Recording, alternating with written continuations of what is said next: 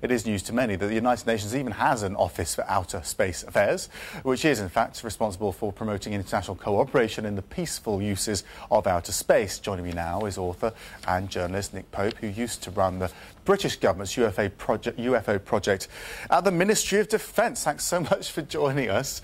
I presume you thought this story was ridiculous from the start. Well, it's half true, you know. The Royal Society had a discussion meeting earlier this year called The Detection of Extraterrestrial Life and the Consequences for Science and Society.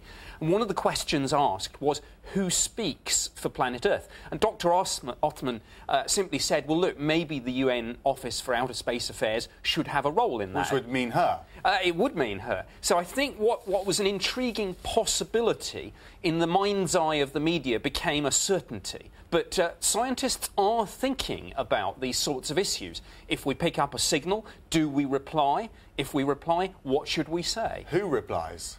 Well, people are looking for signals using radio telescopes. Yes. If we find one of the big issues, and Stephen Hawking has talked about this recently... The Cambridge professor. Absolutely, has said, well, maybe we shouldn't reply at all, because look what happened when the European explorers encountered the Native Americans. Didn't come off too well for the Native Americans. But all these issues now, the scientific community are beginning to think about this, and I think that's interesting. And is the information, the research, coordinated in a way that if a signal did come through, you'd all be discussing it, and you would perhaps put together some sort of response and decide who it would be? Is there any sort of setup or any committee of any kind? Well, the search for extraterrestrial intelligence have something called the Declaration Protocols, which is really more about verification than anything else. But these issues, these next step issues, should we reply, what should we say? The Royal Society are going to be discussing that at their meeting next week, which I'm going to be attending. OK, and just to give us a bit more background about your experience in this, you were in charge of all of this, effectively, for the British government. You came to the conclusion, eventually, from an impartial point of view, that there are UFOs likely to come or have come?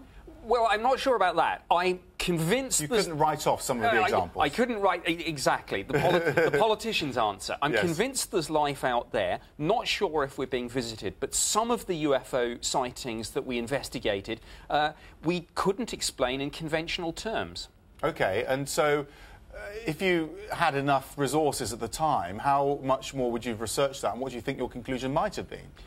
Well, I don't think there's a manager anywhere in the civil service who wouldn't say, please, can I have more resources if available. I would have liked to have obviously hooked up much more with the astronomical community. And it's interesting, the Royal Society, when it's discussing this, brings together a multidisciplinary group of physicists, cosmologists, but even theologians, social scientists. People are talking about the religious implications of this even.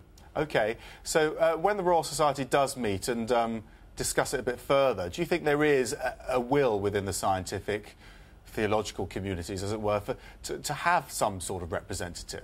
It would be the UN, wouldn't it? It probably would have to be the UN. I don't think it could be a political leader. It couldn't be a religious figure. It would have to be someone who could genuinely say, I speak for the people of this planet. And the UN is probably it, which is where we come back to Dr. Othman, and maybe she is the right choice after all. Who's fighting it? There must be someone fighting it. This is politics after all.